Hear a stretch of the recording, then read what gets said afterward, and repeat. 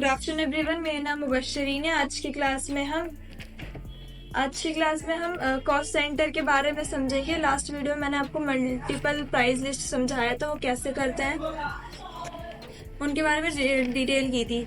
ये revision classes चल रही हैं तो मैं आपको इससे ज़्यादा ब्रीफली नहीं समझाऊंगी, तो स्टार्ट करते हैं टाइम वेस्ट ना करके।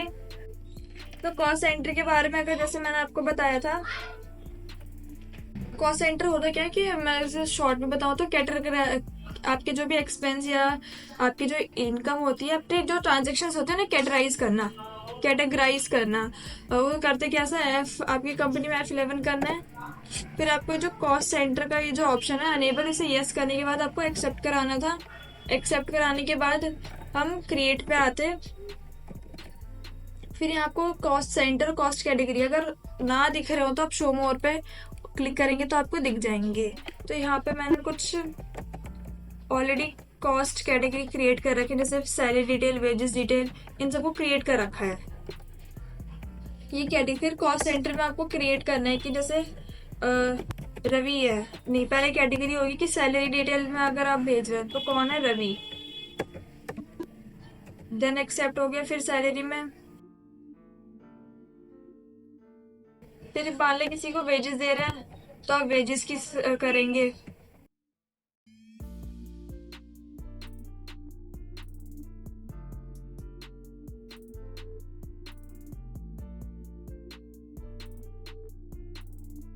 तो ये हमने कैटेगरी बनाई थी, कैटेगरी बनाना सीखा था कि कैटेगरी कहाँ क्रिएट में जाएंगे, पहले कैटेगरी बनेगी फिर कॉस्ट सेंटर। मतलब पहले आपको कैटेगराइज करना है कि आप कमीशन का है, सैलरी की डिटेल है, एडवर्टाइजमेंट की है, वेजेस है आपका, मतलब वो कैटेगरी किस में है। फिर उसके अंडर जो आते हैं उन सबको आपको क्रिएट करना है।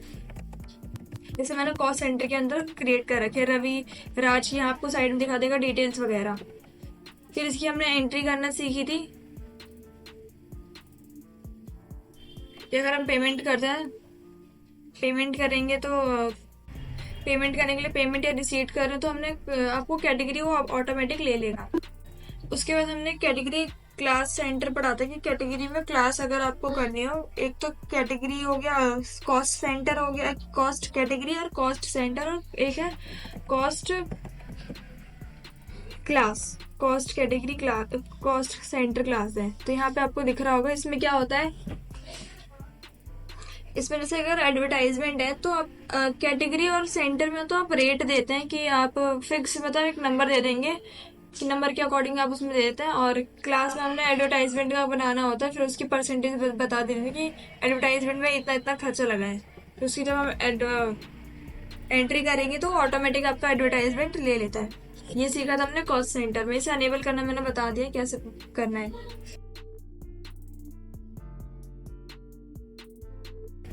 अब बात करते हैं, उसके बाद हमने सेपरेट एक्चुअल बिल क्वांटिटी समझा था और maintain batch wise detail expiry date समझी थी। तो उसे कैसे करना है, F11 में आना है।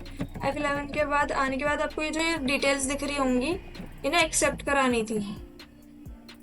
एक्सेप्ट कराने के बाद अब आपको एल्टर करना है, मींस कोई सा भी आप आइटम, स्टॉक आइटम ले लें।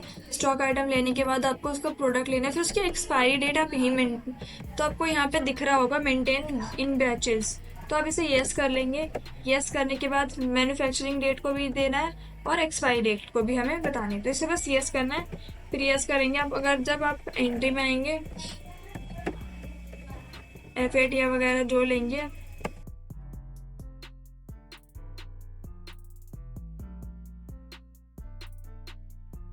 उस प्रोडक्ट को लेना है जिसका आपने वो किया होगा, तो आपको यहाँ मैन्युफैक्चरिंग डेट और एक्सपायरी डेट मिल जाएगी। आप इसकी डिटेल भरेंगे तो एंट्री आपको एक्सेप्ट। बैच वाइज डिटेल क्या होती है और एक्सपायरी डेट क्या होती है मैंने आपको वीडियो में डीपली समझा रखा है। और एक्चुअल बिल क्वांटिटी क्या होती है वो भी बता रखा है कि एक्चुअल में आपको पीसेस कितनी मिली है वो आपको बताना होता है, और बिल में कितनी है वो समझाना होता है। तो यहाँ उसके लिए भी हमने अगर एंट्री करेंगे तो आपको यहाँ दिख रहा होगा ये एक्चुअल वाला कॉलम है और ये बिल वाला कॉलम है। एक्चुअल में जो मान लें 5 पीस मिली है, लेकिन बिल पे कितनी है, 10। अब इसको ऑप्शन अनेबल कैसे करते हैं अपने टैली प्राइम में, F11 ही करना है आपको। F11 में आपको यहाँ पे मिल जाएगा use separate actual and bill quantity column invoice, इसे एक्सेप्ट कराना था।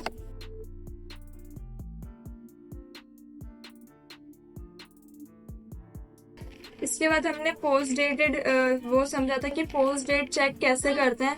अगर पोस्ट डेट में मुझे कोई चेक है, मीन्स पोस्ट डेट के बारे में आपको बताया था कैसे करना है। तो एडवांस में कोई चेक वगैरह है तो उसकी एंट्री हमने करनी सीखी थी।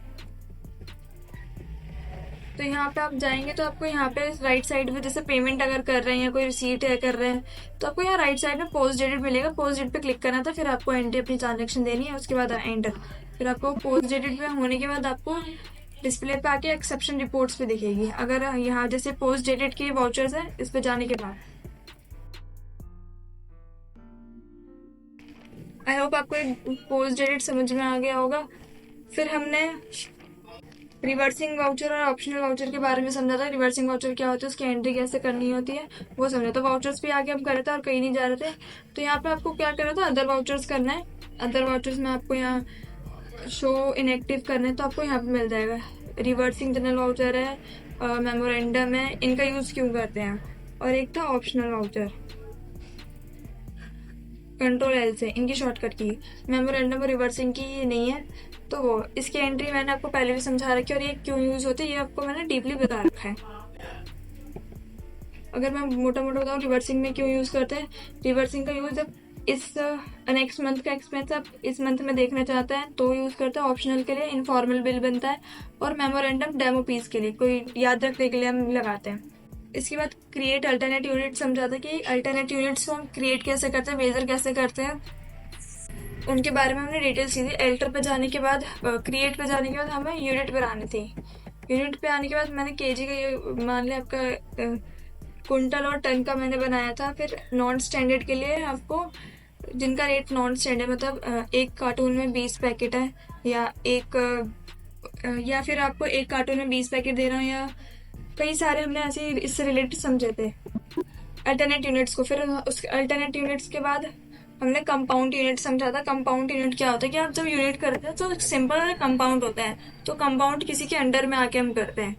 इसमें जैसे मान लें 1 किलो है,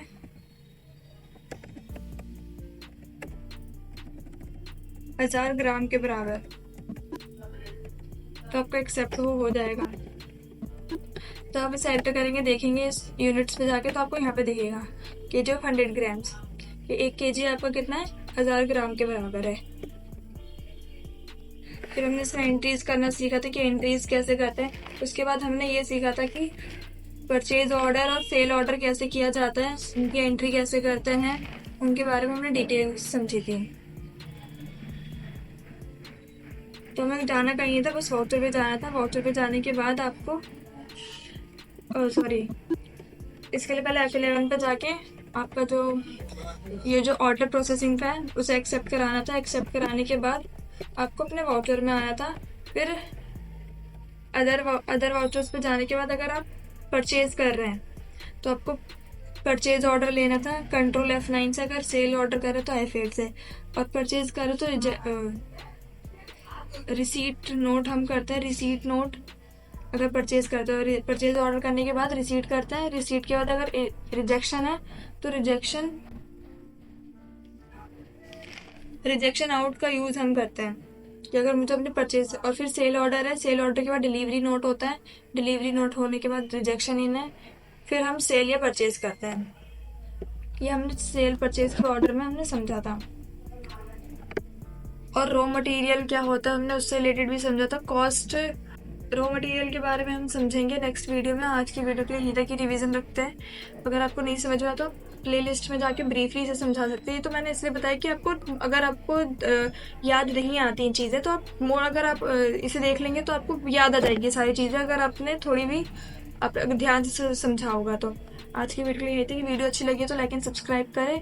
इस वीडियो के बारे में आपकी क्या राय है, हमें नीचे कमेंट सेक्शन में बताएं।